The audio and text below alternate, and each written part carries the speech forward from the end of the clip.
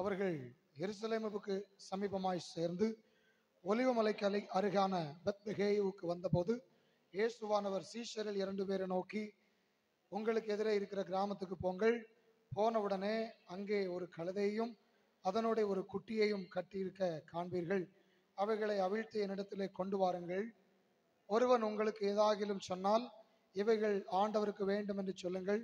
உடனே அவைகளை அனுப்பிவிடுவான் என்று சொல்லி அவர்களை அனுப்பினார். இதோ, உன் ராஜா சாந்த குணமுள்ளவராய் கழுதையின் மேலும் கழுதை குட்டியாகிய மரியின் மேலும் ஏறிக்கொண்டு உன்னிடத்தில் வருகிறார் என்று சீயோன் குமாரத்துக்கு சொல்லுங்கள் என்று தீர்க்கதரிசினால் உரைக்கப்பட்டது நிறைவேறும்படி இதெல்லாம் நடந்தது.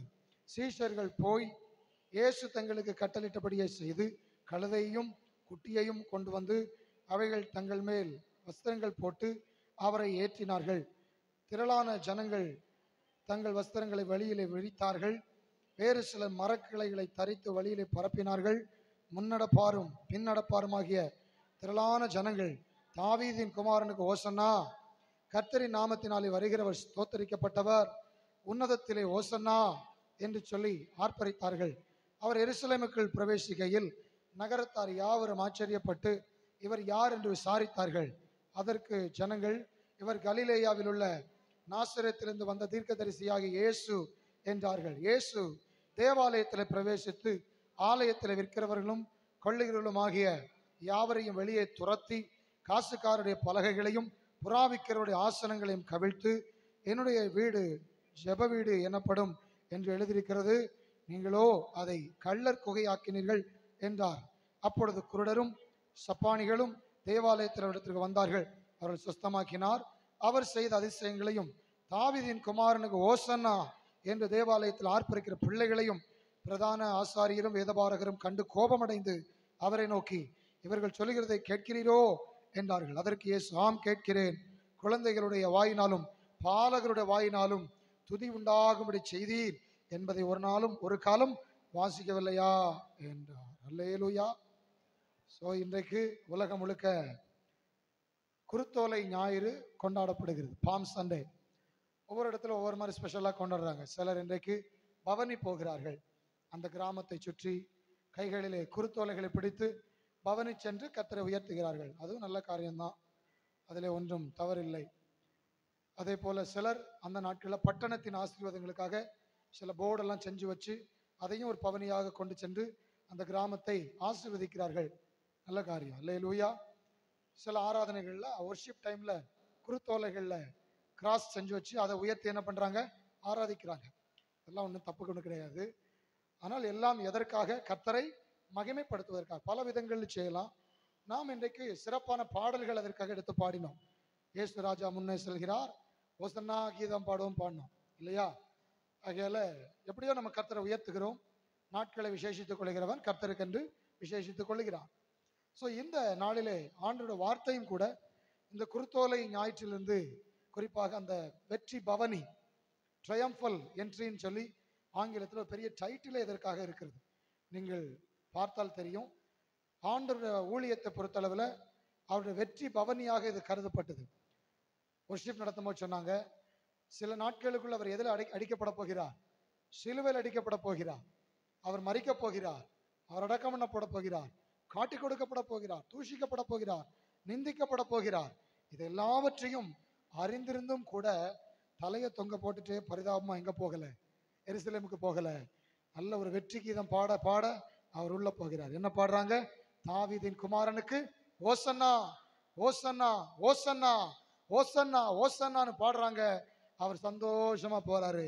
அதுக்கு முன்னாடியே சீஷர்கள்ட்ட சொல்லிட்டாரு, எருசலேமுக்கு போக வேண்டும் என்றும், மனுஷகுமாரன் காட்டி கொடுக்கப்பட வேண்டும் என்றும், அங்கே அவர் கொல்லப்பட வேண்டும் என்றும், 3ஆம் நாள் உயிர்த்தெழுக்க வேண்டும் என்றும் நீங்கள் அறியணும் அப்படின்னு சொல்லி முன்னாடியே சொல்லி கொடுத்துட்டாரு.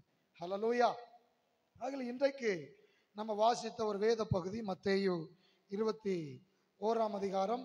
அதே சம்பவம் மார்க்கு 11ஆம் அதிகாரத்திலும் இருக்கிறது. அதே சம்பவம் யோவான் 12ஆம் அதிகாரத்திலும் இருக்கிறது. ஆகிய 3 பகுதிகளிலும் இந்த ஒரே சம்பவம் இருக்கிறது. ஆனால் மற்ற 2 பகுதிகளுக்கும் இதற்கும் சில சில வித்தியாசங்கள் உண்டு. குறிப்பாக மத்தேயு எழுதின சுவிசேஷம் யூதர்களுக்காக கணக்கில் வைத்து, நோக்கத்தில் வைத்து எழுதினபடினால் மத்தேயுவோட நோக்கம் எப்பவுமே என்னவா இருக்குன்னா, இயேசுதான் மேசியா, இயேசுதான் யூதருடைய ராஜா, இதை காட்டுவதற்காகவே அவர் அநேக வார்த்தைகளை சேர்த்து எழுதுவார். அதே போல இரண்டாவது காரியம், மத்தேயுல மாத்திரம்தான் கழுதையையும் கழுதை குட்டியையும் அவிழ்த்து வாருங்கள்னு இருக்கு. மார்க்லையும் யோவான்லையும் கழுதை மட்டும்தான் இருக்கும். சரியா? கழுதையும் குட்டியையும் என்று இருக்காது. ஏன் அப்படி வித்தியாசங்கள் காணப்படுகிறதுனா, அவங்க ஒரு காரியத்தை பல பேர் சொல்லும் போது பல விதங்கள் அங்கே இருக்கிறது. ஆனால் மத்தேயு தெளிவாக தீர்க்க தரிசனத்தில் என்ன சொல்லப்பட்டதோ அதற்கு இயேசு நிறைவேற்றினார் என்பதை உறுதிப்படுத்துவதற்காக அவர் மிக தெளிவாய் கழுதை மட்டுமல்ல கழுதை குட்டியையும் அவிழ்த்து வாருங்கள்னு சொல்லி அங்கே அவர் சொன்னதை ப்ராப்பரா ரெக்கார்ட் பண்ணியிருக்கிறார் மத்தேயு. ஆக இந்த குருத்தோலை பவனியை குறித்து ஒரு சின்ன அறிமுகம் கொடுத்துட்டு இதுல இருந்து நாம் கற்றுக்கொள்ளக்கூடிய ஒரு 5 சிறப்பான காரியங்கள். இந்த இந்த வசனத்தை விட்டு இன்னைக்கு நம்ம வெளிய பகுதிகளை தியானிக்க போறது இல்லை, இதற்கு தான் தியானிக்க போறோம். ஆனா இதை குறித்து ஒரு சின்ன அறிமுகம். எப்படி என்றால், இயேசு 5 முறை எருசலேம் தேவாலயத்துக்கு போயிருக்கிறார். எத்தனை முறை போயிருக்கிறாரு? 5 முறை. முதல்ல எப்ப போனார்னா, பிறந்த குழந்தையாக எங்க கொண்டு போறாங்க? இயேசுவை எருசலேம் தேவாலயத்துக்கு கொண்டு போறாங்க. அவரை பிரதிஷ்டை பண்ணுகிறார்கள். கரங்களை எடுத்து அவரை பிரதிஷ்டை பண்ணி சிமியோன் கர்த்தரை உயர்த்துகிறார். அன்னாள் என்கிற ஒரு பெண் தீர்க்கதரிசி கர்த்தரை உயர்த்துகிறாள். பயங்கரமான ஒரு மகிமையான பிரதிஷ்டையாக இருந்தது. இரண்டாவது எப்ப போகிறார்னா, 12 வயது நிரம்பினவராய் ஆலய பண்டிகைக்கு போறாரு. அங்க போயிட்டு அப்பந்தான் அவங்க தகப்பன் தாய் அவரை என்ன செஞ்சிட்டாங்க? விட்டு போயிட்டாங்க. விட்டுட்டு 3 நாட்கள் அங்கே இருந்துட்டாரு. திரும்பி வந்து, ஏன் மகன் எப்படி செய்தாய்? உன்னை நாங்க வழியில எல்லாம் தேடினோம், காணமேன்னு சொல்லப்போ, என் பிதாவின் வீட்டிலே நான் இருக்க வேண்டியதை நீங்கள் அறியவில்லையான்னு சொல்லி அவர் 12 வயதுல 2வது முறை எங்க போகிறார்? தேவனுடைய ஆலயத்துல. 3வது ஒரு முறை பார்க்கிறோம், ஊழியத்தின் ஆரம்ப நாட்களில் ஒரு முறை எங்க போகிறார்? எருசலேம் தேவாலயத்துக்கு போகிறார். அப்பொழுதும் அந்த ஆலயத்தை போய் கடிந்து கொள்கிறார். ஷாட்டை உண்டு பண்ணி எல்லாத்தையும் விரட்டுகிறார். என் பிதாவின் வீட்டை கள்ளர் குகையாக்காதீர்கள் சொல்லி சுத்திகரிக்கிறார்.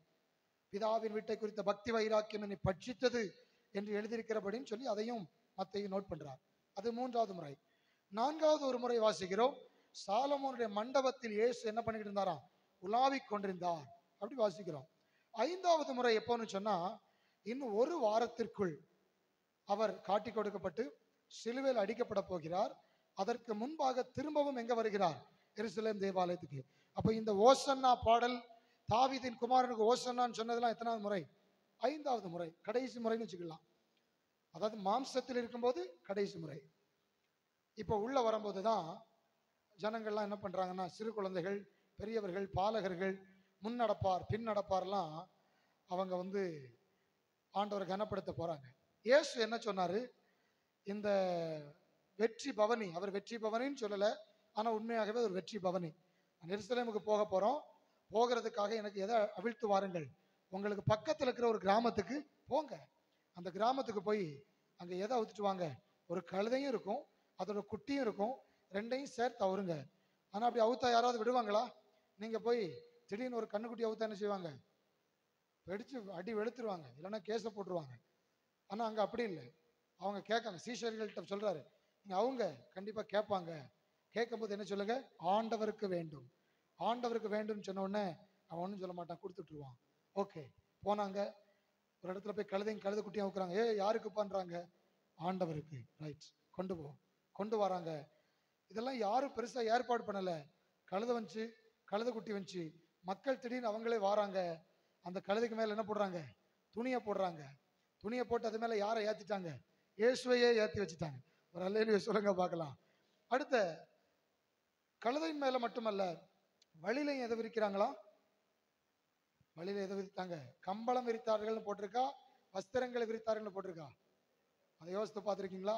கம்பளம் விரிச்சிருவோம், ஆனா வஸ்திரத்தை கலத்தி யாராவது விரிப்போமா? கழுது அதுக்கு மேல நடக்கட்டும் சொல்லி ஆனா விரிச்சாங்க. இந்த இடத்துல நல்ல கார்பெட் போட்டிருக்கிறோம், இதுல கூட கார்பெட் போடலாம். அடுத்த வாரம் எல்லாரும் நல்ல கோட் வாங்கிட்டு வந்து ஒர்ஷிப் டைம்ல கலத்தி இதுல போட்டணும். நான் அதுக்கு மேல நடந்து வருவேன்னா யாராவது ஏத்துக்கிடுவோமா? ஏத்துக்கிட மாட்டோம். ஆனா அதான் பண்ணாங்க. அப்போ அப்படி போடுறாங்க. இயேசு கழுதையின் மேல ஏறி போறார். போகும்போது முன்னாடி ஒரு கூட்டம் நடக்குது, பின்னாடி ஒரு கூட்டம் நடக்குது. அவங்க எல்லாம் என்ன பாடுறாங்க? தாவீதின் குமாரனுக்கு ஓசன்னா, ஓசன்னா, கர்த்தருடைய நாமத்தினால் வருகிறவர் ஸ்தோத்தரிக்கப்பட்டவர். அப்படி புகழ்றாங்க. புகழ்ந்து போன உடனே அவர் அப்படியே சந்தோஷத்துல போய் சர்ச்சுக்கு போய் அங்க கொண்டாடல, இங்க இப்படி கொண்டாடினாங்க. உள்ள போனோன்னு அவருக்கு டென்ஷன் ஆயிட்டார். உள்ள போன என்ன செஞ்சிட்டாரு, டென்ஷன் ஆயிட்டார். ஏன்னா அங்க ஒருத்தன் சொல்றான் 100 ரூபாய்க்கு 3 புறா, 100 ரூபாய்க்கு 2 புறான்னு உட்கார்ந்து என்ன பண்ணிருக்கான், புறா வித்துட்டு இருக்கான். 2 புறா கொண்டு வந்தா அதுல எத்தனை புறாவை பலி கொடுப்பாங்க சொல்லுங்க பார்க்கலாம்? ஒரு புறாவை பலி கொடுப்பாங்க.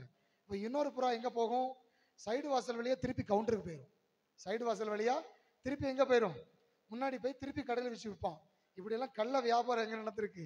அங்க நடந்திருக்கு. இன்னும் நிறைய பண்ணிருக்காங்க. ஆகையால தான் ஆண்டவருக்கு இந்த ஓசன்னா பாடி கழுதை விட்டு இறங்கணும்னு உள்ள போய் என்ன வந்துட்டு, கோபம் வந்துட்டு. உள்ள போனார், எல்லாத்தையும் கவிழ்த்து போட்டார், ஓடுங்கன்னு விரட்டினாரு. என் பிதாவின் விட்ட என்ன ஆக்காதீங்க, வியாபார வீடாய் கள்ள குகையாய் மாற்றாதீர்கள் சொன்னார். ரைட், இது அறிமுகம். ஆனால் இதில் கற்றுக்கொள்ள வேண்டிய 5 காரியம் இருக்கிறது. 21ஆம் அதிகாரம் 5ஆம் வசனம். தீர்க்கதரிசினால் உரைக்கப்பட்டது நிறைவேறும்படி இதெல்லாம் நடந்தது. மத்தேயுனாலே ரொம்ப ஃபேமஸ் அந்த வார்த்தை என்ன பண்ணிட்டே இருக்கும், வந்துட்டு இருக்கும். 1ஆம் அதிகாரம் 2ஆம் அதிகாரத்துல இருந்தே நீங்க பாத்தீங்கன்னா திரும்ப திரும்ப ஒரு வார்த்தை வந்துட்டே இருக்கும். என்ன வார்த்தை? தீர்க்கதரிசினால் உரைக்கப்பட்டது நிறைவேறும்படி இதெல்லாம் நடந்தது. அப்படி என்னையா உரைக்கப்பட்டுச்சு? முந்தின வசனத்தை வாசிங்க.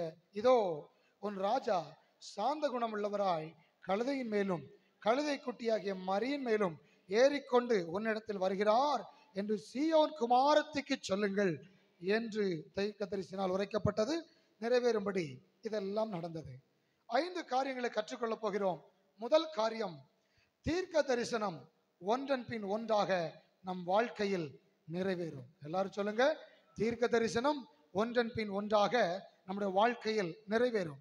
எப்படின்னு சொன்னா, இயேசு பிறக்க போகிறதுக்கு முன்னமே தீர்க்க தரிசனம், இயேசு பிறக்கும் போது தீர்க்க தரிசனம், இயேசு பிறந்த பின்பும் தீர்க்க தரிசனம், இயேசு பிறந்த பின்பு ராமாவிலே ஸ்தோத்திரம், பெத்லகேமிலே 2 வயதுக்கு உட்பட்டவர்கள் கொலை செய்யப்படும் போதும் தீர்க்க தரிசனம், இயேசு எகிப்துக்கு தப்பி ஓடும் போதும் தீர்க்க தரிசனம், அங்கிருந்து நாசரேத்துக்கு திரும்பி வரும்போதும் தீர்க்க தரிசனம், அவர் காட்டி கொடுக்கப்படும் போதும் தீர்க்க தரிசனம், அவர் எருசலேமுக்கு பவனி போகும் போதும் தீர்க்க தரிசனம், அவரை கைது செய்யும் போதும் தீர்க்க தரிசனம், அவரை காரி துப்பி அவரை அடித்து அவரை காயப்படுத்தும் போதும் தீர்க்க தரிசனம், அவர் மரித்ததும் தீர்க்க தரிசனம், அவர் உயிர்த்தெழுந்ததும் தீர்க்க தரிசனம், அவர் வருவதும் தீர்க்க தரிசனம்.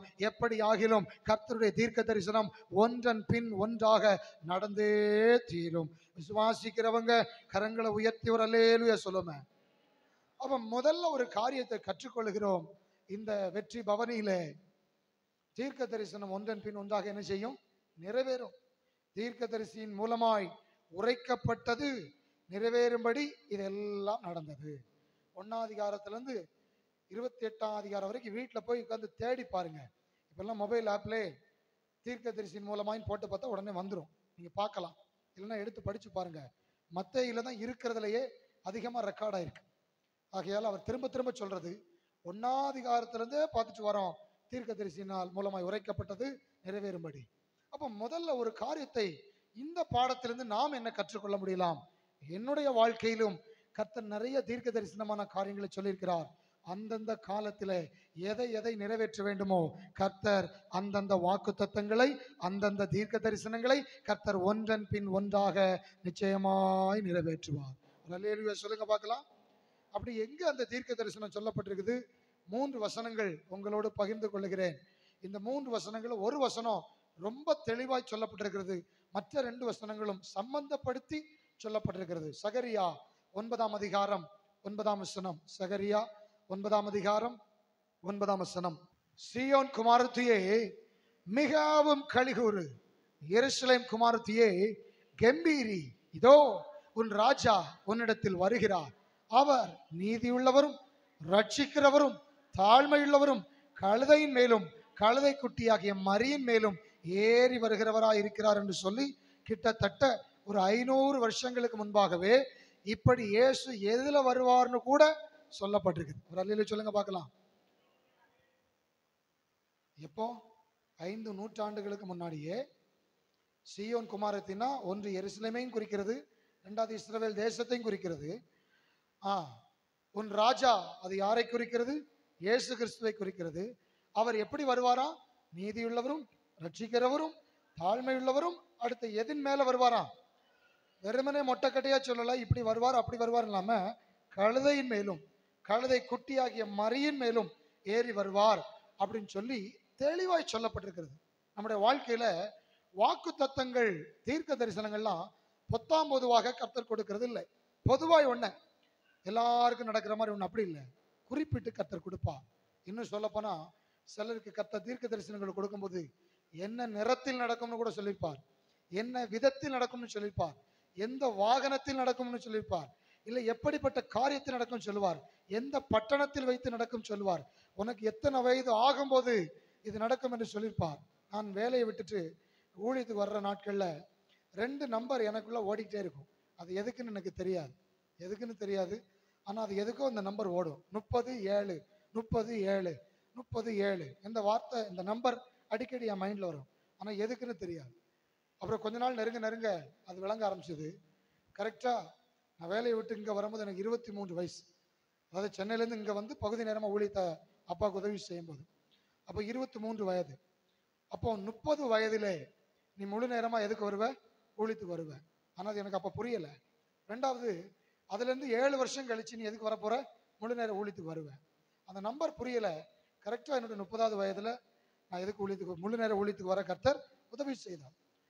உதாரணங்கள் இப்படி நிறைய நம்ம சொல்லலாம். நம்முடைய வாழ்க்கையில ஆண்டவர் ஒரு தீர்க்க தரிசனத்தை கொடுக்கும்போது ஏதோ அப்படி அடிச்சு விட்டு எல்லாம் மொத்தமா அடிச்சு விடுறது கிடையாது. தெளிவாய் சொல்கிறார், 500 வருஷங்களுக்கு பிறகு சீயோன் குமாரத்தியை தேடி, எருசலேம் ஆலயத்தை தேடி ஒருவர் வருவார்.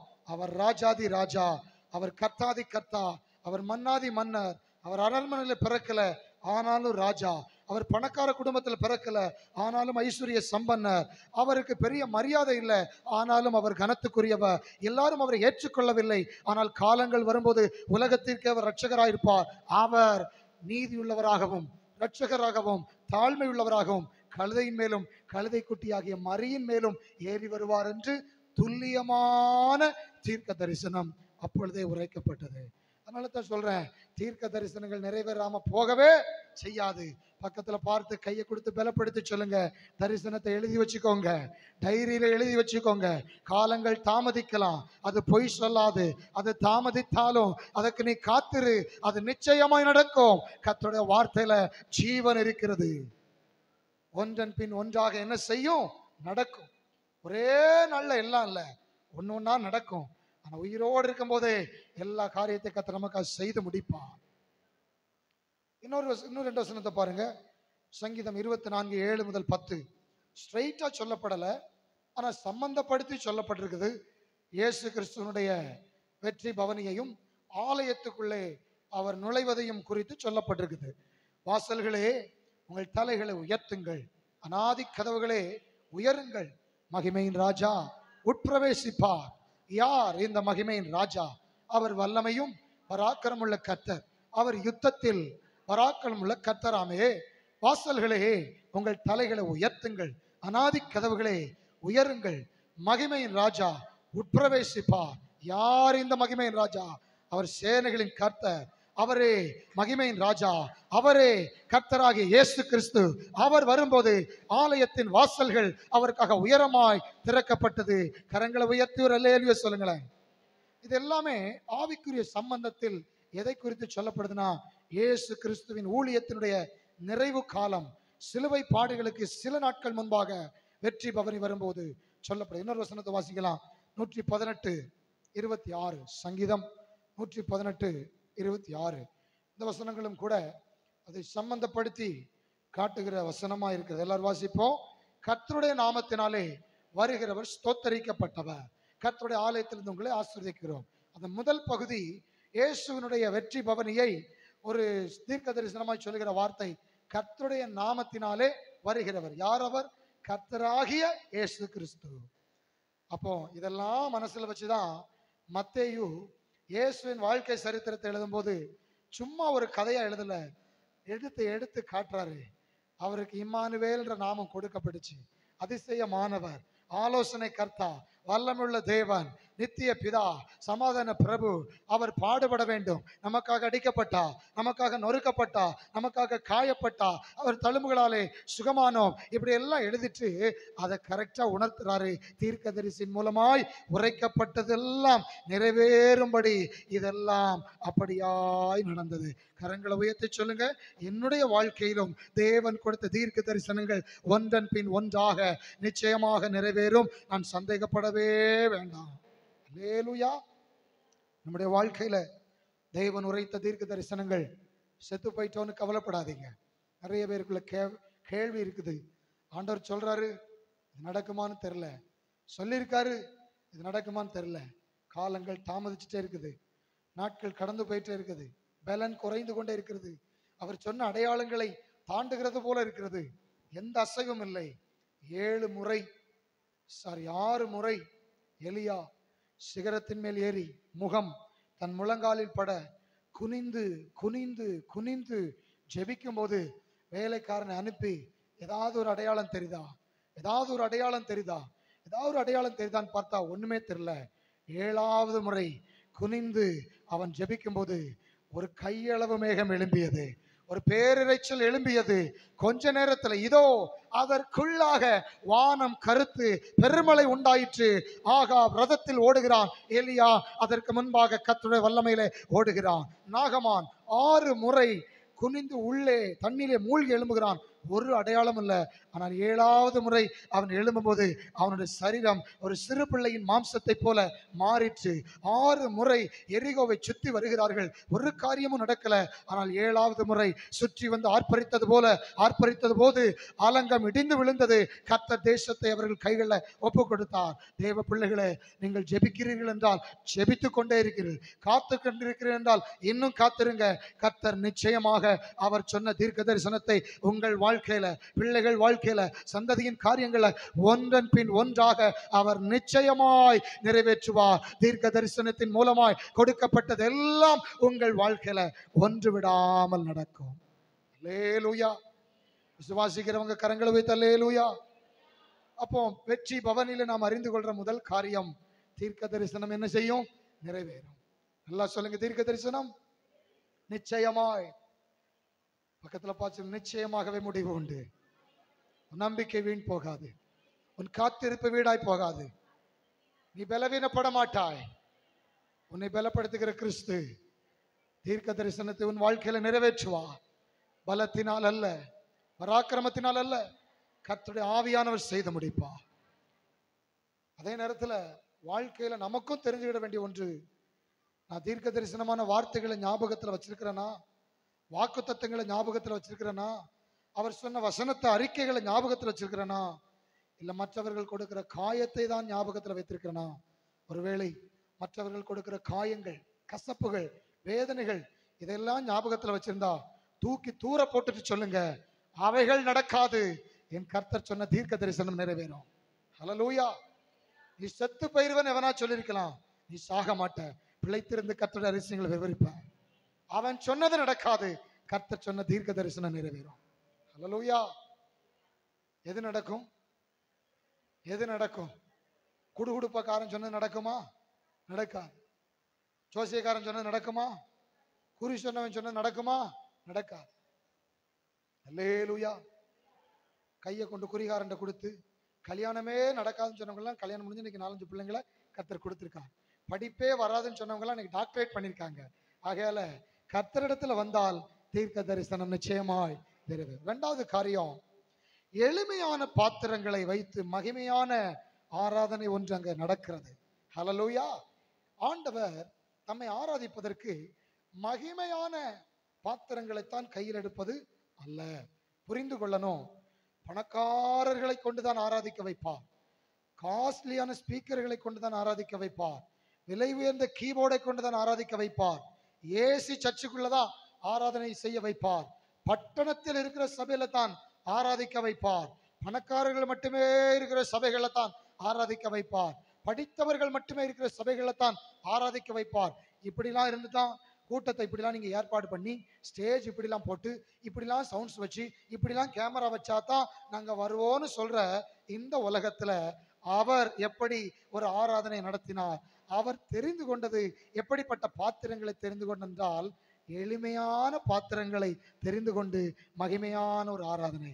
இரண்டாவது காரியம் நம்ம தியானிக்கிறோம், எளிமையான பாத்திரங்களை கொண்டு ஒரு மகிமையான ஆராதனை. கரங்களை உயர்த்தி ஒரு அல்லேலூயா சொல்லுமே. நம்ம எளிமையா இருக்கலாம், ஆனா மகிமையா ஒரு அல்லேலூயா சொல்லுங்க பார்க்கலாம். எளிமையா இருக்கலாம், ஆனா மகிமையா ஒரு அல்லேலூயா சொல்லுங்க பார்க்கலாம். ரெண்டு கரத்தை இப்படி உயர்த்தி நான் சொல்லும் போது நீங்க ஓசன்னான்னு சொல்லுவீங்களா? தாவீதின் குமாரனுக்கு, ராஜாதி ராஜாவுக்கு, கர்த்தாதி கர்த்தருக்கு, மகிமையின் தேவனுக்கு, இஸ்ரவேலின் ராஜாவுக்கு, சேனைகளின் கர்த்தருக்கு அல்லேலூயா. இதைத்தான் கர்த்தர் விரும்புறார். இதைத்தான் அவர் என்ன செய்யறாரு? விரும்புறார். எளிமை. அவர் குட்டி பிள்ளைங்கெல்லாம் ரெண்டாவது அல்லேலூயால பிக்கப் ஆயிட்டாங்க.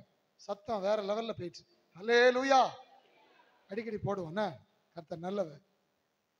பொதுவாய் பாருங்க, இஸ்ரவேல் ஜனங்களுடைய எதிர்பார்ப்புக்கு அப்படி ஆப்போசிட்ல யார் இருந்தா? இயேசு இருந்தா. ஏன் அவரை ஏற்றுக்கொள்ளவே முடியலன்னு சொன்னா நீங்க புரிஞ்சுக்கணும். நீங்க தயவாய் புரிஞ்சு கொள்ள வேண்டிய விஷயம், இவரை குறித்து தீர்க்க தரிசனம் சொல்லுதுன்னா, இவர் யூதருக்கு யாரு? ராஜா. ஆனா பிறந்தது எங்க? மாட்டு தொழுவுல. மாட்டு தொழுவோம் மணக்குமா நாருமா? போய் பார்த்துட்டு வாங்க, அங்க எப்படி இருக்கு நல்லா தெரியும். நாற்றம் பிடிச்ச ஒரு இடம். ஆனா அவர் எங்க பிறப்பாரு? ஆடு மேய்க்கிறவங்களாம் ஒழுங்கா தேடி கரெக்டா போயிட்டான். ஆனா அறிவாளிகள் தான் எங்க தேடி போயிட்டாங்க? அரண்மனைக்கு. அங்க போய் குழப்பத்தை உண்டு பண்ணி நாடே குழப்பமாய் போச்சு. ஆனா அவர் எங்க பிறந்தாரு? அங்க. ரெண்டாவது, யூதருடைய ராஜா பணக்கார குடும்பத்துல பிறப்பாருன்னு நினைச்சாங்க. ஆனா அவர் எங்க பிறந்தாரு? எங்க? தச்சனுடைய வீடு. அதான் கரெக்ட். கார்பெண்டர் வேலை பார்க்குற ஒரு ஆசாரி, அவ்வளவுதான். அந்த குடும்பத்துல அவர் பிறக்கிறாரு. அவரும் அப்பா கூட சேர்ந்து வேலையும் பார்த்திருக்காரு. ரெண்டாவது, ஊரா தப்பிச்சு ஓடி ஒளிறதே அவங்க வேலையை போச்சு. அப்ப இவர் ராஜாவா இருக்கிறதுக்கு என்ன இல்லை? தகுதி ஒண்ணும் இல்லை. அடுத்த ஒரு தடவை நல்ல அற்புதங்கள் அடையாளங்கள் நடக்குது. அந்த அற்புதங்கள் அடையாளங்கள் நடக்கும் போது எல்லாரும் வந்துட்டாங்க.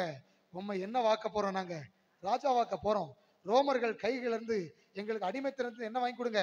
சுதந்திரம் வாங்கி கொடுங்கன்னு சொன்னா, பார்த்துட்டு இருக்கும்போது எஸ்கேப் ஆகி ஓடி போயிட்டார். அப்ப நினைக்கிறாங்க, இவர் பயந்துணியா இருப்பாரோ, இவர் ராஜாவாக்குறதுக்கு என்ன இல்லை? தகுதி இல்லை. ஆனா எல்லாரும் நினைக்கிறது இவர் யாரு? ராஜா தானே. ஆனா ராஜாவா இருக்கிறதுக்கு என்ன இல்லை? தகுதி இல்லை. கடைசி அதனாலதான் பிலாத்து கேட்டாரு, நீ யூதருடைய ராஜாவா? அதுக்கு அவர் என்ன சொன்னாரு? ஆம், நீ சொல்லுகிறபடிதான். உடனே சிலுவையில் அடிக்கும்போது ஒரு கட்டளை கொடுக்கிறாரு. இவன் தலைக்கு மேல ஒரு வாக்கியத்தை மாட்டு. என்ன வாக்கியம்? இவர் யூதருடைய ராஜா. INRIன்னு போட்டிருக்கா, அது அதான் யூதருடைய ராஜா. உடனே கூட ஒருத்தன் இருக்கான், அவன் அதிக பிரசங்கி. அவன் என்ன சொல்றான் பாருங்க, இவன் யூதருடைய ராஜா என்று சொன்னான். அப்படி எழுது, இவன் யூதருடைய ராஜா என்று சொன்னான். நான் என்ன சொன்னனோ அதை எழுது. இவர் யாருதான்? யூதருடைய ராஜா. விசுவாசித்தாலும் விசுவாசிக்காவிட்டாலும், நம்பினாலும் நம்பாவிட்டாலும், ஏற்றுக்கொண்டாலும் ஏற்றுக்கொள்ளாவிட்டாலும், இயேசு கிறிஸ்து யூதருடைய ராஜா மட்டுமல்ல, அண்ட சராசரத்திற்கும் ராஜாதி ராஜா. கரங்களை தட்டி ஒரு அல்லேலூயா சொல்லுங்க பார்க்கலாம். அரண்மனையில பிறந்த ராஜாக்கள் மரித்தார்கள். மாட்டு தொழுவில பிறந்த ராஜா மரித்தார், ஆனால் 3ஆம் நாளில் உயிர்த்தெழுந்தார். அரண்மனையில பிறந்த ராஜாக்களுடைய பெயர்கள் மறந்து போனது. 2000 வருஷம் ஆனாலும் இந்த பெயர் குறைந்து போகவில்லை, இன்னும் எழும்பிக் கொண்டே இருக்கிறது. இவர் தான் இயேசு கிறிஸ்து. அவர் ராஜாதி ராஜா. அவர்களுடைய மகிமை குறைந்து போனது, இயேசு கிறிஸ்துவின் மகிமை குன்றாத மகிமையாய் பெருகிக் கொண்டே இருக்கிறது. அவர் ராஜாதி ராஜா. முதலில் அவர் வரும்போது ரட்சகராய் வந்தார். ஆனால் இனி வரப்போது அவர் ரட்சகராய் அல்ல, ராஜாதி ராஜாவாய், கர்த்தாதி கர்த்தராய், நீதியுள்ள நியாயாதிபதியாய் அவர் வரப்போகிறார். இப்ப இங்கேயும் பாருங்களேன், அவர் ஏதோ பெருசா செய்வார்னு பார்த்தா பெருசா என்ன செய்யல. பொதுவாய் ராஜாக்கள் எதுல வருவாங்க? மாடுல வருவாங்களா? கழுதையில வருவாங்களா? குதிரையில வருவாங்களா? குதிரையில வருவாங்க. குதிரை ரதங்கள்ல வருவாங்க. அந்த நாட்கள்ல 6 ஜோடி குதிரை பூட்டப்பட்ட, கவனிங்களேன், 6 ஜோடி குதிரை பூட்டப்பட்ட ரதங்கள் இருந்திருக்கு. அப்படின்னா அதுல எத்தனை குதிரை இருந்திருக்கும்? 12 குதிரை. 12 குதிரை மீன்ஸ் 12 ஹார்ஸ் பவர். 12 குதிரை திறன் உள்ள 12 HP மோட்டார். எத்தனை HP மோட்டாரியா? 12 HP மோட்டார் இருக்கக்கூடிய ரதம். இன்னைக்கு இருக்கிற இன்னோவா காரை விட 10 மடங்கு பவர்ஃபுல்னு வச்சுக்கோங்க. அதுலதான் ராஜாக்கள் வருவாங்க. இப்போ நம்ம ஊருக்கு மினிஸ்டர் வந்தாருன்னா எப்படி வருவாரு? 6ஆம் நம்பர் பச பிடிச்ச வருவாருமா? எப்படி வருவாரு? அவர் வருவார். அவர் வரப்போறாருனாலே தெரிஞ்சிடும். ஒரு வாரத்துக்கு முன்னாடியே ஊரெல்லாம் களை கட்டும், கொடிகள் பறக்கும். வருக வருக முதல்வரே வருக, உயிரே வருக, மூச்சே வருக, சுவாச காற்றே வருக, நம்பிக்கையே வருக, நங்கூரமே வருக, அவரே இவரே போட்டு புது புது செய்யுளெல்லாம் உருவாக்கிடுவாங்க. ஆனால் இயேசு வரும்போது அப்படி தெரிந்து கொள்ளவில்லை. இப்ப இவங்கெல்லாம் நினைப்பாங்க, இப்பமாவது கடைசியாவது ஒரு தடவை ஒரு குதிரை வண்டியை வாடகைக்காவது பிடிக்கும்யா. ஒரு நல்ல வண்டியில போனா எங்களுக்கும் ஒரு 3 வருஷம் நம்ம கூட சுத்தி அலைஞ்சோம், கொஞ்சம் சந்தோஷமா இருக்கும். இன்னோவால நீர் அந்த சீட்ல உட்காந்துருந்தா பின்னாடி உள்ள 2 வரிசையில நாங்க உட்கார்ந்து வருவோமேன்னு சொன்னா அவர் எதை போய் கூட்டு வர சொல்லாரு? இருந்திருந்து கழுத, அதுவும் ஓசி கழுத. என்ன கழுத? ஓசி கழுத. கழுதையை கூட்டு வந்து, கழுத குட்டியை கூட்டு வந்து கழுத மேல ஏறுவார் பார்த்தா எது மேல ஏறி உட்காந்துட்டாரு? கழுத மேல உட்கார்ந்தாலும் கொஞ்சம் காலை ஆட்டிக்கிட்டு போகலாம். இவர் எது மேல உட்கார்ந்துருக்காரு? கழுத குட்டி மேல உட்கார்ந்து எப்படி நடந்துகிட்டே ஓடினாரான்னு தெரியல, ஆனா போனார். ஒரு அல்லேலூயா சொல்லுங்க பார்க்கலாம். இதெல்லாம் எதற்காக சொன்னா, இன்னும் அவர் கற்றுக் கொடுப்பது, நான் பெருமையை விரும்புபவன் அல்ல, நான் தாழ்மையை கற்றுக் கொடுக்கிறவன். கரங்களை உயர்த்தி ஒரு அல்லேலூயா சொல்லுங்க. அதே மாதிரி பொதுவாக ஒரு ராஜா வரும்போது அவர்களுக்கென்று ஒரு பிரமாண்டமான ஏற்பாடு இருக்கும். முன்னே ஒருத்தன் சொல்லுவான், தெண்டனிட்டு பணியுங்கள், தெண்டனிட்டு பணியுங்கள், ராஜா வருகிறார், ராஜா வருகிறார். இங்க யாரும் அதெல்லாம் செய்யல.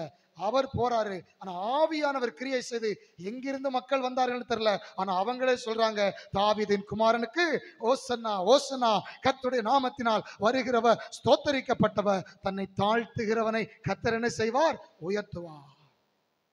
தேவ பிள்ளைகளே, எளிமையான பாத்திரமாய் நீங்கள் இருக்கலாம். குடும்பத்தில் ஒருவேளை நீங்கள் எளிமையானவர்களா இருக்கலாம். உங்க தெருவில் நீங்க தான் ஒரு எளிமையானவங்களா இருக்கலாம். உங்க கிராமத்தில் நீங்க ஒரு எளிமையானவர்களா இருக்கலாம். எந்த விதத்திலும் நீங்கள் எளிமையானவர்களாக இருக்கலாம். ஆனா கர்த்தர் அப்படிப்பட்டவர்களை தான் ரொம்ப நேசிக்கிறாரு. அவங்க வாயிலிருந்து வர்ற துதியத்தான் கர்த்தர் ரொம்ப விரும்புறாரு. உண்மைன்னு சொல்றவங்க கரங்களை வைத்து சொல்லுங்க, தாவீதின் குமாரனுக்கு, ராஜாதி ராஜாவுக்கு, கர்த்தாதி கர்த்தருக்கு.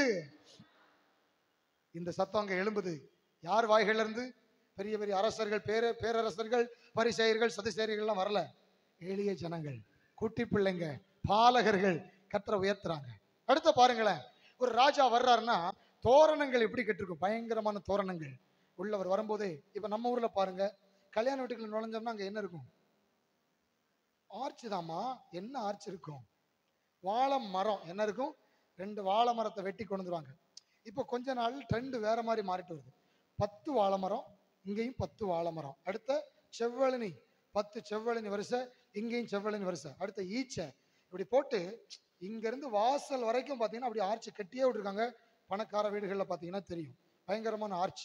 ராஜாக்கள்லாம் வர்றாங்கன்னா எப்படி இருக்கும்? நீங்க தான் பாக்குறீங்களே, முதலமைச்சர் வரப்போறாரு, பிரதமர் வரப்போறாரு, இல்ல யாரோ ஒருத்தர் வராங்கன்னா அந்த ஊரே சுரண்டைக்குள்ள போனா எப்படி இருக்கு? கொடியை கட்டி பறக்க தெறிக்க விட்டுருந்தாங்க. அப்படிதான் இருக்கு. இயேசு வரும்போது என்ன பண்ணாங்க? மரக்கிளையை வெட்டி கொண்டு எங்க போட்டாங்களாம்? தரையில போட்டாங்க இல்லையா? அந்த வசனத்தை வாசிங்க. கழுதையும் குட்டியையும் கொண்டு வந்து அவைகள் மேல் தங்கள் வஸ்திரங்களை போட்டு அவரை ஏற்றினார்கள். திரளான ஜனங்கள் தங்கள் வஸ்திரங்களை வழியிலே விரித்தார்கள். வேறு சிலர் மரக்கிளைகளை தரித்து வழியிலே பரப்பினார்கள். முன்னடப்பாரு பின்னடப்பாரு, ஓசனா ஓசனா என்று ஆர்ப்பரித்தார்கள். மற்ற பகுதிகளில் சொல்லப்பட்டிருக்குது, குருத்தோலைகளையும் குறித்து சொல்லப்பட்டிருக்கு. அதனால தான் குருத்தோலை ஞாயிறு. அப்ப இவருக்கு வேற விதமான வரவேற்பு. என்ன வரவேற்பு? மரக்கிளைகளை கொண்டு வந்து வெட்டி போடுறாங்க. எந்த மாதிரி இருந்திருக்கும் பார்க்கறதுக்கு? எவ்வளவு அழகா பிரமாண்டமா இருந்தது தெரியல. ஆனா சொல்ல வர காரியம் என்ன தெரியுமா? மகிமையான தேவன் எளிமையான விதத்துல மகிமைப்படுகிறதை பார்க்க முடிகிறது. தேவனுடைய பிள்ளைகளே, ரதங்களில் அல்ல, குதிரைகளில் அல்ல, தெண்டனிட்டு பணியுங்கள் என்று பறைசாற்றுகிறவர்கள் மத்தியில் அல்ல, இவரே ராஜாதி ராஜா என்று கோஷமிடுவர்கள் மத்தியும் அல்ல, நம்முடைய எளிமையான ஆராதனை மூலமாய் ஆண்டவர் மகிமைப்பட விரும்புகிறார். கரங்களை வைத்து ஒரு அல்லேலூயா சொல்லுங்க பார்க்கலாம். ஒரு பெண்மணி எவ்வளவு காசு போட்டா? விதவை 2 காசு காணிக்க போடுறா. நிறைய நேரத்துல அந்த வசனத்தை நம்மளும் பிடிச்சுக்கிட்டோம். அதனால நம்மளும் எவ்வளவு போட்டா போதும், 2 காசு போட்டா போதும் நினைக்கிறோம். ஆனா இந்த 2 காசு போட்ட பெண்மணி ஆண்டவர் திட்டல, வருத்தப்படல, என்னமான்னு சொல்லல. அதை அவர் என்ன செய்கிறார்? பாராட்டுகிறார். எளிமையான மக்களை அவர் ரொம்ப விரும்புகிறார். அப்போ குருத்தோலை ஞாயிறு மூலமாய், வெற்றி பவனியின் மூலமாய் நாம் கற்றுக்கொள்ள போட வேண்டியது, பெரியவராயிருந்தாலும், தேவாதி தேவனாயிருந்தாலும், ராஜாதி ராஜாவா இருந்தாலும், அவர் எப்படிப்பட்ட ஒரு ஆராதனையின் மத்தியில கடந்து போறாரு? எளிமையான. ஆனா ரொம்ப விரும்புறது என்ன தெரியுமா? எளிமையான ஆராதனையா இருக்கலாம், ஆனா உண்மையான ஆராதனையா இருக்கணும். உதட்டுல இருந்து வர்ற ஆராதனை அவர் பிடிக்கிறது இல்ல. ஒரு சில இடங்களில் நீ நல்லவர்னு ஒருத்தன் சொல்றான், என்ன பார்த்து நீ ஏன்ப்பா நல்லவர்னு சொல்ற? அவருக்கு நல்லா தெரியும் இவன் எங்க இருந்து சொல்றான், உதடுகள் இருந்து. ஒரு 2 நிமிஷம் டைம் கொடுக்கலாமா? உள்ளத்தை திறங்க பார்க்கலாம், மனசை திறங்க பார்க்கலாம். கண்கள் அவரை நோக்கி ஏறெடுக்கட்டுமே. கைகளை உயர்த்தி சொல்லுங்க, என் ராஜாதி ராஜா நீ நல்லவராகவே இருக்கிறீ. என் வியாதியின் மத்தியில, என் பலவீனத்தின் மத்தியில, என் போராட்டத்தின் மத்தியில, என் நெருக்கத்தின் மத்தியில, இல்லாமையின் மத்தியில, நிந்தைகள் மத்தியில, அவமானத்தின் மத்தியில, கைவிடப்பட்ட நிலைமைகள் மத்தியில, எல்லாரும் எங்களை எளியவர்கள் எளியவர்கள் என்று ஒதுக்குகிற சூழ்நிலையில 2 கரங்களை உயர்த்தி சொல்லுங்க, நீர் நல்லவர், நீர் நல்லவர். உமக்கு மகிமை, உமக்கு துதி, உமக்கு கனம், உமக்கு ஸ்தோத்திரம். நீரே சிறந்தவர். என் வாழ்க்கையில நீரே ராஜாதி ராஜா. அல்லேலூயா. 2வது காரியம் பார்க்கிறோம், எளியவர்களுடைய ஆராதனையில மகிமையாய் கர்த்தர் வெளிப்படுகிறார். வஸ்திரங்களை விரிக்கிறாங்க. ஏன் விரிச்சாங்கன்னா, நான் நினைக்கிறேன் இவங்க வீட்டில இருந்தே இதுக்காக ப்ரிப்பேர்டா என்ன செய்யல, வரல. கவனிக்கிறீங்களா? ஒரு கார்பெட்டை விரிக்கணும், கார்பெட்டை இல்லப்பா, என்ன செய்ய, சட்டையை கலத்தை அவ்வளவு பேர் போட்டு என்ன பண்ணிடுவோம், விரிச்சிடுவோம். ஏன்னா இது முன்னாடியே அறிவிக்கப்பட்டு திட்டமிட்டு இயேசு கிறிஸ்து வருகிற மே 4ஆம் தேதி எருசலேம் தேவாலயத்துக்கு வரப்போகிறார். அப்படி என்ன செய்யல, ஏற்பாடு பண்ணல. அவர் வாரதை பார்த்தாங்க, உள்ளத்துல ஒரு உந்துதல், சட்டையை கலத்தினா நேர பாதையில விரிச்சான். கழுதையும் நடக்குது, இயேசு மேல நடக்கிறாரு. இயேசு ஏறினதுனால அந்த கழுதைக்கும் அவ்வளவு மரியாதை. கையை உயர்த்தோர் அல்லையில சொல்லுங்க. இயேசு இருக்கிறதுனால தான் இந்த கழுதைக்கும் மரியாதை. இயேசு இறங்கி அதுக்கப்புறம் எங்க போயிட்டாரு, ஆலயத்துக்கு போயிட்டாரு. அதுக்கப்புறம் அந்த கழுதையை பார்க்கும் போல சொல்லியிருப்பாங்க, என்ன சொல்லியிருப்பாங்க, இது யார் ஏறின கழுதை, அல்லேலூயா. ஆனா இந்த கழுதை இனிமே நம்ம எப்போ நடந்தாலும் வஸ்திரத்தை களைத்து போட்டு விரிப்பாங்கன்னு நினைச்சா டெய்லி என்ன செய்ய மாட்டாங்க. அன்னைக்கு தான் அது வாழ்க்கையில முதலும் கடைசியும் ஒரு வஸ்திரத்தை விரிச்சது. அதனால அந்த கழுதைக்கு மரியாதை கொடுத்தது யார் தான், கர்த்தர். பக்கத்துல பார்த்து சொல்லுங்க, இயேசு இல்லைன்னா இந்த கழுதைகளுக்கு ஒரு மரியாதையும் கிடையாது. அதனால இயேசுவை இறங்க விட்டுறாதீங்க, இயேசுவை ஏத்தியே வச்சிருங்க, இயேசுவையே ஏத்தி பிடிங்க. அவர் இருந்தாருன்னா தான் மரியாதை. அல்லேலூயா. 3வது காரியம், முழு பலத்தோடு கர்த்தரை ஆராதிக்க வேண்டும். குருத்தோலை ஞாயிறுல கற்றுக்கொள்ற ஒரு அற்புதமான காரியம், ஆண்டவர் எப்படி ஆராதிக்கணுமா, முழு பலத்தோடு. அந்த வசனங்களை வாசிக்கிறோம். 9ஆம் வசனத்தை வாசிப்போம். 9ஆம் வசனத்தை வாசிங்க. முன் நடப்பாரும் பின் நடப்பாரும் ஆகிய திரளான ஜனங்கள் தாவீதின் குமாரனுக்கு ஹோசன்னா என்று சோத்தரிக்கப்பட்டவர் உன்னதத்திலே ஹோசன்னா என்று சொல்லி ஆர்ப்பரித்தார்கள்.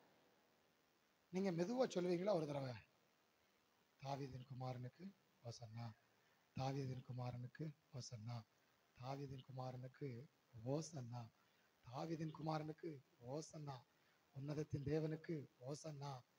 இப்படிதான் நம்ம பொதுவாக ஆராதனை போயிட்டு இருக்கு. ஆனால் அவர்கள் எப்படி செய்தார்களாம், வலது கரத்தை உயர்த்துங்க, வாயை திறங்க, கண்ணெல்லாம் விரிவா திறக்கட்டும், முகத்துல புன்முறுவல் வரட்டும், சந்தோஷமா அவர் செய்த நன்மைகளை நினைத்து சொல்லுங்க, தாவீதின் குமாரனுக்கு ஹோசன்னா, தாவீதின் குமாரனுக்கு ஹோசன்னா, தாவீதின் குமாரனுக்கு ஹோசன்னா. அப்படி என்ன பண்ணாங்களா, ஆர்ப்பரித்தார்கள். நல்ல ஒரு அல்லேலூயா சொல்லுங்களேன். அப்போ ஆராதனை என்பது எப்படி இருக்க வேண்டுமா, ஆண்டவர் சொல்லுகிறார், உன் தேவனாகிய கர்த்தரிடத்தில் நீ எப்படி அன்பு கூறு, முழு உள்ளம், முழு பலம், முழு மனசு, முழு ஆத்மாவோடு சேர்ந்து ஆராதிக்கணும். ஒரு ஆராதனை எப்படி இருக்கணும் கத்துக்கோங்க. ஆவி, ஆத்மா, சரீரம் இதெல்லாம் சேர்ந்து கர்த்தரை ஆராதிக்கணும். இன்னொரு தடவை சொல்லுங்க பார்க்கலாம், ஆவி, ஆத்மா, சரீரம், முழு பலத்தோட 2 கரத்தை உயர்த்தி சொல்லுங்க, தாவீதின் குமாரனுக்கு ஹோசன்னா, தாவீதின் குமாரனுக்கு ஹோசன்னா, தாவீதின் குமாரனுக்கு ஹோசன்னா. இங்கே எவ்வளவு சந்தோஷமா இருக்க, லைவ்ல பார்த்திருந்தா எவ்வளவு நல்லா இருக்கும். ஒரு அல்லேலூயா சொல்லுங்க பார்க்கலாம். வாரம் பார்ப்போம் லைவ்ல. அல்லேலூயா. லைவ்லயே ஆராதிப்போம். அல்லேலூயா. எப்போதெல்லாம் தேவனை ஆராதிக்கிறோமோ ஆண்டவர் எதிர்பார்க்கிறது முழு பலத்தோட நீ என்ன செய், ஆராதி. கொஞ்சம் காய்ச்சலோட வந்திருக்கிறியா, அந்த காய்ச்சலோட கொஞ்சம் முழு பலத்தோட என்ன செய், ஆராதி. ஒரு தலை குத்தோட வந்திருக்கிறியா, அந்த ஒரு தலை குத்தோட முழு பலத்தோட ஆராதி. குறுக்கு வலியோட வந்திருக்கிறியா, அந்த குறுக்கு வலியோட முழு பலத்தோட என்ன ஆராதி. என்ன நீ ஆராதிக்கும் போதே உன் முழு பலமும் உனக்குள்ள வந்து இறங்கும். ஏன்னா உன்னை பலப்படுத்துகிறவர் நான் அல்லவா. அல்லேலூயா. எப்போ ஆராதிச்சாலும் மனசோர்வோ உடல் சோர்வோ என்ன சூழ்நிலையோ கர்த்தரை ஆராதிக்க வந்துட்டோன்னு சொன்னா அந்த கவலையெல்லாம் ஒரு பாதத்துல தூக்கி போட்டுட்டு தாவீதின் குமாரனுக்கு ஓசன்னா, கர்த்தருடைய நாமத்தினால் வருகிறவர் ஸ்தோத்தரிக்கப்பட்டவர், உன்னதத்தின் தேவனுக்கு ஓசன்னா, அப்படி நல்லா ஆராதிக்கணும். பக்கத்துல பார்த்து சொல்லுங்க, இப்படி ஆராதித்தால் முழு பலமும் நம்மை நிரப்பும். அல்லேலூயா.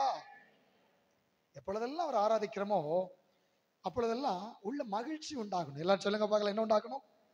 சர்ச்சுக்கு நீங்க வந்து கவலையோட இருக்கவே கூடாது. நீங்க வரும்போது கவலையோட வந்திருக்கலாம், ஆனா அது யார் பாதத்துல போட்டணும்? வீட்டுல இருந்து கொண்டு வந்த பாரத்தை வெளியே வச்சிடக்கூடாது. அப்புறம் நீங்க வீட்டுக்கு போகும்போது என்ன செய்வீங்க? தூக்கிட்டு போயிருவீங்க. அது எங்க போட்டணும்? கர்த்தர் மேல் உன் பாரத்தை வைத்து விடு, அவர் உன்னை ஆதரிப்பார். உங்க கவலை, உங்க கண்ணீர், நீங்க வரும்போது சில டைம் நல்ல சூழ்நிலை வர்றதில்லை. விசுவாசிகள் அப்படி பார்ப்போம்ல, உள்ள வரும்போது பிரைஸ் தி லார்ட் பாஸ்டர் அப்படிமாங்க, பிரைஸ் தி லார்ட் பாஸ்டர் அப்படின்ட்டு வருவாங்க. இவர்கிட்ட போனால் இப்போ பிரைஸ் லார்ட் சொல்லி இங்கூடி வந்துருவாங்க. ஏன்னா அவங்க இன்னைக்கு ஒரு நினைப்போடு வந்திருப்பாங்க, போகணும், கழுதைய ஆராதனைக்கு போகணும், 2 பாட்டை பாடுவாங்க, பாடணும், வசனத்தை கேட்கணும், திரும்ப வரணும். போகலைனாலும் நல்லா இருக்காது. ஆராதனைக்கு போய்தான் ஆகணும். போகலைன்னா ஒரு மாதிரி இருக்கும். அதுக்காக என்ன பண்ணுவோம்? போவோம். ஏன்னா அவ்வளவு பிரச்சனை, அவ்வளவு போராட்டம். வேலை ஸ்தலத்துல பிரச்சனை, குடும்பத்துல பிரச்சனை, பொருளாதாரத்துல பிரச்சனை, சரீரத்துல பிரச்சனை, சுத்தி அவன் வாய்க்கு வரதெல்லாம் பேசுறான். இவன் வார்த்தையெல்லாம் கேட்கறதுக்கு உயிரோடு இருக்கணுமா நினைக்கிறோம். இதோட தான் எங்க வரோம்? சர்ச்சுக்கு வரோம். வந்து நீங்க மண்டபத்துல அதை இறக்கி வச்சிடக்கூடாது. அதை கொண்டு எங்க இறக்கி வச்சிடணும்? பலிபீடம். சொல்லுங்க பார்க்கலாம், பலிபீடம். ஆண்டவருடைய பலிபீடத்தை நீட்டி, ஆண்டவருடைய பலிபீடத்தை நோக்கி கரங்களை நீட்டி சொல்லுங்க பார்க்கலாம். இங்க முன்னோக்கி கரங்களை நீட்டி சொல்லுங்க, இப்படி கரங்களை நீட்டி சொல்லுங்க, என் பாரத்தை எல்லாவற்றையும் உன் மேல வைத்து விட்டேன். என் உள்ளத்துல மகிழ்ச்சி உண்டாகட்டும், எனக்குள்ள இருக்கிற கவலை விலகட்டும், எனக்குள்ள இருக்கிற சந்தேகம் விலகட்டும், என் கேள்விகள் விலகட்டும். அன்னைக்கு தாவீதின் குமாரனுக்கு ஓசன்னா என்று சொன்னவர்களுக்குள்ள கவலை இல்லாம இருந்திருக்கும். ஆனா ஆராதிக்கும் போது கர்த்தருடைய மகிமை வந்து விட்டது. அல்லேலூயா. களி கூறணும். ஆராதனைக்கு வந்தா என்ன செய்யணும்? களி கூறணும். பறி கொடுத்த மாதிரி இருக்கக்கூடாது. நீங்க ஆராதனைக்கு வரும்போது அப்படியே ரோட்ல பார்ப்பாங்களா பார்க்க மாட்டாங்களாமா? அவங்கள பார்ப்பாங்க. நீங்க எப்படி இருக்கீங்க, நீங்க எப்படி ட்ரெஸ் பண்ணிருக்கீங்க, உற்சாகமா போறீங்களா, இல்ல வந்து டென்ஷன்ல போறீங்களா, பின்னாடி இருக்கீங்களா அடிச்சுக்கிட்டே போறீங்களா, இதெல்லாத்தையும் அவர் என்ன செய்வாங்க? பார்ப்பாங்க. பார்க்கும்போது சிலர் நினைப்பாங்க, போனா இந்த சர்ச்சுக்கு போகணும், ஆராதிச்சா இந்த தேவன் ஆராதிக்கணும், பிடிச்சுக்கிட்டா இந்த கர்த்தரை பிடிச்சுக்கிட்டோம்னு சிலர் நினைப்பாங்க. சிலர் என்ன நினைப்பாங்க? இவன் போற சர்ச்சுக்கு ஜென்மத்தில் என்ன செஞ்சிடக்கூடாது? போகக்கூடாது. போகும்போதும் முகம் எப்படித்தான் இருக்கு? உருன்னு இருக்கு. வரும்போதும் முகம் எப்படித்தான் இருக்கு? உருன்னு இருக்கு. நான் சில டைம் சொல்றேன், நீங்க வரும்போது கூட உருன்னு இருங்க, ஆனா வந்த பிறகு எப்படி இருக்காதீங்க? உருன்னு இருக்காதீங்க.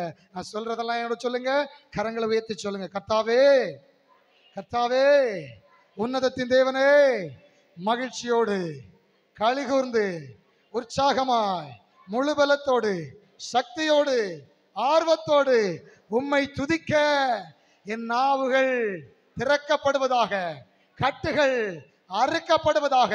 கரங்களை 2 கரங்களை உயர்த்தி சொல்லுங்க, தாவீதின் குமாரனுக்கு, உன்னதத்தின் தேவனுக்கு.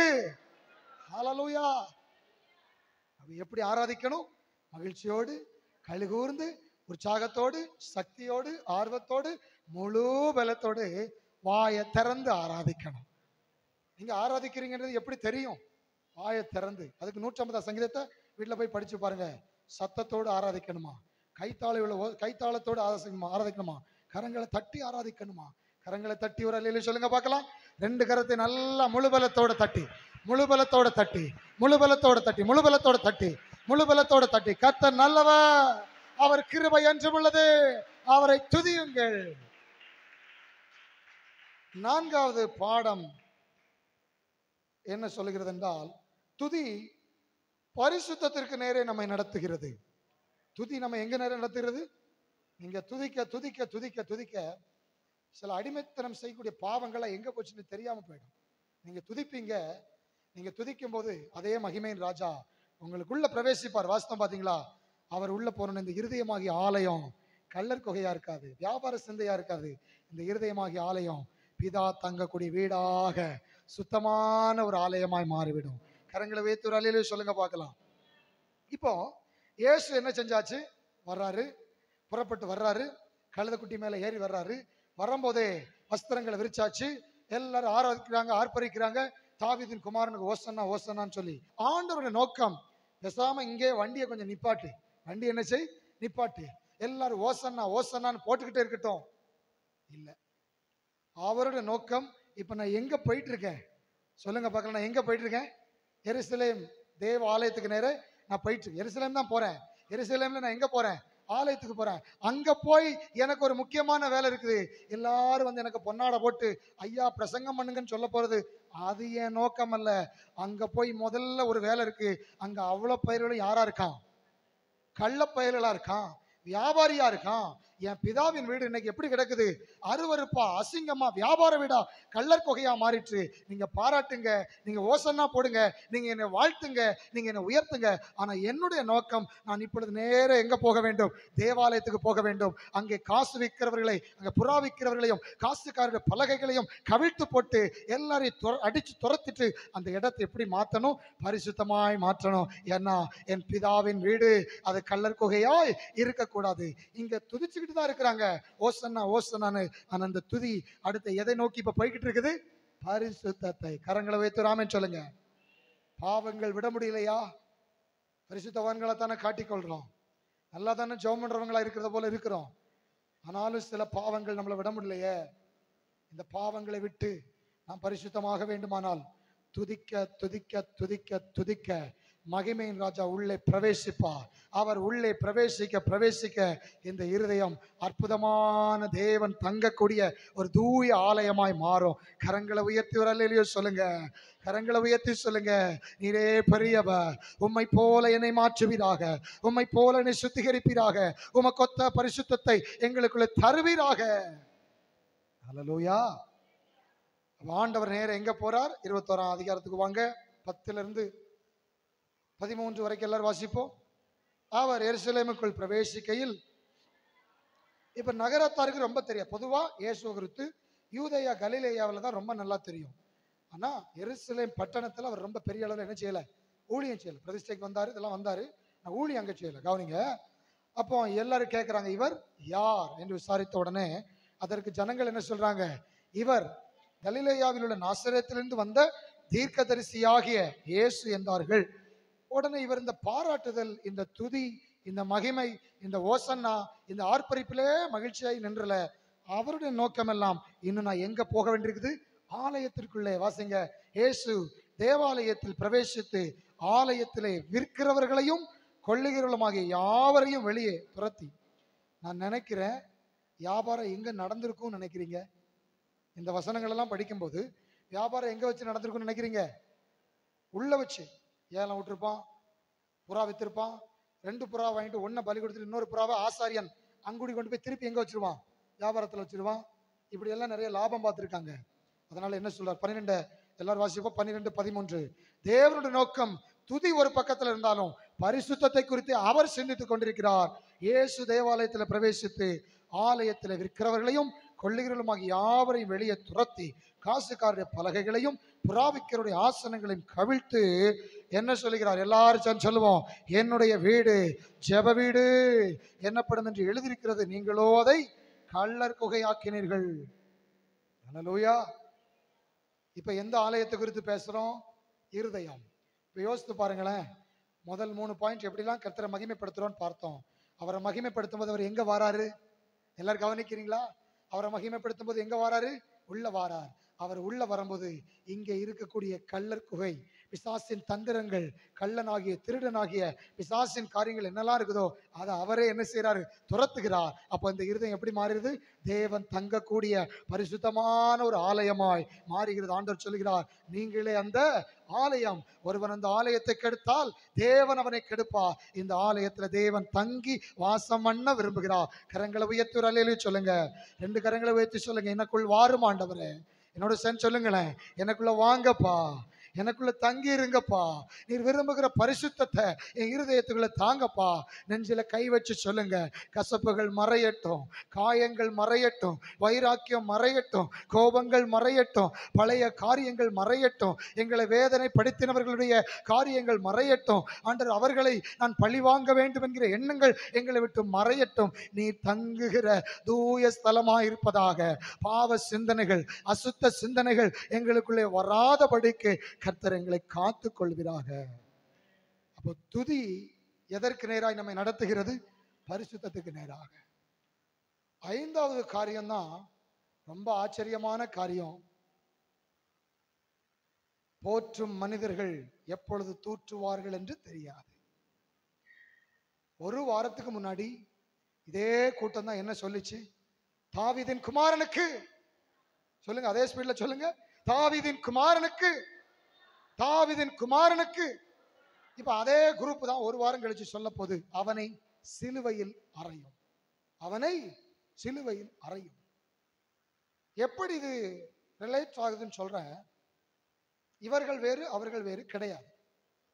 அதற்கு காரணம், பஸ்கா பண்டிகைக்கு சில நாட்களுக்கு முன்பாகவே, சில வாரங்களுக்கு முன்பாகவே யூத மக்கள் பல இடங்களில் பரம்பி இருந்தாங்க.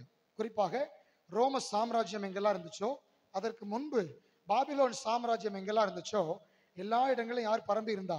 யூதர்கள். எஸ்தர் புஸ்தகத்துல வாசிக்கிறோம், இந்து தேசத்திலிருந்து எத்தியோப்பியா தேசம் வரைக்கும் யூதர்கள் என்ன பண்ணாங்க? இருந்தார்கள். அதற்கு ஆதரவாய் இந்தியாவில கேரளத்துல கொச்சின் மாநகரில் இப்பவும் யார் இருக்கிறாங்க? யூதர்கள் இருக்கிறார்கள். அப்போ இந்த பரம்பி இருக்கிற யூதர்கள்லாம் பஸ்கா பண்டிகைக்கு சில நாட்களுக்கு முன்னாடி எங்க வந்துருவாங்க? எருசலேமுக்கு வந்துருவாங்க. அந்த ஜனங்களால தான் இந்த கூட்டம் நிறைஞ்சு நிக்குது. இவங்க தான் இப்ப வாயை திறந்து ஆண்டவருக்கு என்ன சொல்றாங்க? தாவீதின் குமாரனுக்கு ஓசன்னா, தாவீதின் குமாரனுக்கு ஓசன்னான்னு சொன்னாங்க. ஆனா ஒரு வாரம் தான் ஆயிருக்குது பஸ்கா பண்டிகைக்கு முன்பு. பஸ்கா பண்டிகைக்கு அடுத்த இயேசு காட்டி கொடுக்கப்படுகிற ராத்திரி வந்தது.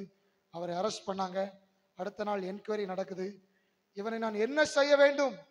பரபாசை விடுதலை ஆக்க வேண்டுமா, இந்த ராஜா என்று சொல்லுகிற இயேசுவை விடுதலை ஆக்க வேண்டுமான்னு சொன்னதுக்கு எல்லாரும் என்ன சொன்னாங்க? பரபாசை விடுதலை ஆக்கும். அப்படியானால் இந்த இயேசுவை நாங்கள் என்ன செய்ய வேண்டும் என்று சொன்ன உடனே எல்லாரும் என்ன சொன்னாங்க? அவனை, அவரைன்னு சொன்னவங்க இப்ப என்ன சொல்றாங்க? அவனை சிலுவையில் அறையும், அவனை சிலுவையில் அறையும். இவர் என்ன தவறு செய்தார் அப்படி கேட்கிறான் பிலாத்து. அப்படி அல்ல, அவர் எங்க அறையும்? வசனம் சொல்லுது, அவரை சிலுவையில் அறையும் என்று இன்னும் சத்தமா என்ன பண்ணாங்களாம்?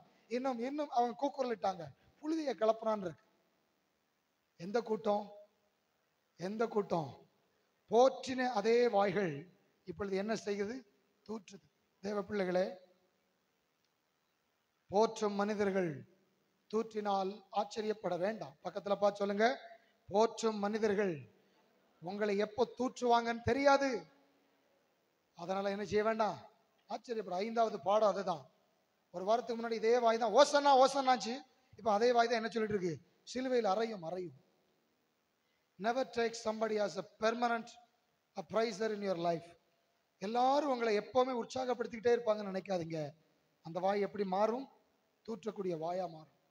அண்ணனுக்கு காணாதம்மா அண்ணன் விளங்க மாட்டான்ருவான். தம்பி மாதிரி வரவே செய்யாதம்மா தம்பி விளங்க மாட்டான். எங்க மச்சான் தாயா, எங்க மாப்பிள்ள தாயா, எங்க அண்ணன் தாயா, எங்க மாப்பிள்ள தான், எங்க ஐயா, எங்க அம்மா எல்லாம் சொல்லுவான். கடைசி அவனே விளங்கவே மாட்டான்பா. ஆச்சரியப்படாதீங்க. தெரியலன்னா ஆச்சரியப்படுவீங்க. இன்னைக்கு தெரிஞ்சுக்கிட்டாச்சு. ஓசன்னா சொன்னவன் இப்ப என்ன சொல்லிட்டு இருக்கான்? சிலுவையில் அறையும். உங்களை பார்த்து அப்படித்தான் சொல்லுவாங்க. ஏக்கா நீ இல்லைன்னா நான் செத்தே போயிருப்பேன்பா. அடுத்த வாரமே சொல்லுவான், நீ ஏன் சாவலன்னு நம்மளை பார்த்தே கேட்பான். முதல் வாரம் என்ன சொல்லியிருப்பா? உன்னாலத்தான் நாங்க வாழ்ந்து வளர்ந்துட்டோம்பா. அடுத்த வாரம் உனக்கு ஒரு சாவு இல்லையாம்பா. இது உலகம். இயேசுவினுடைய வெற்றி பவனை நம்மளுக்கு கற்றுக் கொடுக்கிறது. போற்றின அதே வாய்கள் தூற்றுவதற்கு ரொம்ப நேரம் எடுக்காது. ஒரு வாரம் தான் இருக்கு. அதே வாய் மாறிட்டு. நாக்கு தானே, எலும்பு இல்லாத உறுப்பு. பார்த்தீங்களா? என்ன வேணாலும் பேசும். விஷமா இருக்கதே இந்த நாக்கு தான். கத்தின்னு சொல்லப்படுது, அக்கினின்னு சொல்லப்படுது, ஒன்னு சொல்லப்படுது, நெருப்பு, சுக்கான், என்ன வேணாலும் பேசும். போற்றின வாய்கள் தூற்றலாம், ஆச்சரியப்பட வேண்டாம். வாழ்த்தினவர்கள் தாழ்த்துவார்கள், வாழ்த்தினவர்கள் வீழ்த்துவார்கள். ஒன்றே ஒன்று எனக்கு தெரியும், விசுவாசிக்கிறவங்க மட்டும் வலது கரத்தை உயர்த்தி சொல்லுங்க, நான் நல்லா புரிஞ்சுதான் சொல்றேன்னு சொல்லுங்க. நான் நல்லா புரிஞ்சுதான் சொல்றேன். இயேசு கிறிஸ்து ஒருவரே நேற்றும் இன்றும் என்றும் மாறாதவர். இன்னும் கொஞ்சம் நல்லா சத்தமா சொல்லுங்க. இயேசு கிறிஸ்து ஒருவரே நேற்றும் இன்றும் என்றும் மாறாதவர். ஆகையால அவர் தான் நம்மளை பார்த்து வெறுக்கிறது இல்ல, புறம்பே தள்ளுறது இல்ல. மற்ற எல்லாருமே எப்படித்தான் இருக்கிறாங்க, போற்றுவாங்க, தூற்றுவாங்க. தூற்றிட்டே திடீர்னு புத்தி வந்துடும். அது எப்படி வரும் தெரியாது. அடுத்த வாரம் வருவாங்க, மைனி நான் சொன்னதை நீங்க என்ன செய்ய வேண்டாம், தப்பா எடுத்த வேண்டாம், அன்னைக்கு ஒரு கோபத்தில் என்ன செஞ்சுட்டேன், பேசிட்டேன், ஏன்னா ஏன்னா ஏக்கா அது இது. நல்லா புரிஞ்சுக்கணும். இன்னைக்கு சாரி சொல்லிட்டானா அடுத்த வாரமே ஏதாவது செய்வான். ஆச்சரியப்படாதீங்க, மனுஷங்க அப்படித்தான் இருப்பாங்க. இயேசு கிறிஸ்துவின் வெற்றி பவனி 5 ஆச்சரியமான காரியங்களை இன்று நமக்கு கற்றுக் கொடுத்திருக்குது. எல்லாரும் சொல்லுங்க பார்க்கலாம். தீர்க்க தரிசனம் ஒன்றன் பின் ஒன்றாக எப்படியும் நிறைவேறும். 2வது காரியம், எளிமையான பாத்திரங்கள் மூலமாய் மகிமையான ஒரு ஆராதனை. 3வது காரியம், கர்த்தரை முழு பலத்தோடு நாங்கள் ஆராதிக்க வேண்டும். 4வது காரியம், துதி பரிசுத்தத்திற்கு நேரே நம்மை நடத்துகிறது. 5வது காரியம், போற்றும் மாந்தர்கள் தூற்றுவதற்கும் அவன் தூற்றும் போதும் நாம் ஆச்சரியப்பட வேண்டிய அவசியம் இல்லை. கர்த்தர் ஒருவரே நேற்றும் இன்றும் என்றும் ஜெயமே ஓசன்னா ஜெயமே ஓசன்னா ஜெயம் நமக்கே இன்றும் ஓசன்னா ஜெயம் நமக்கே.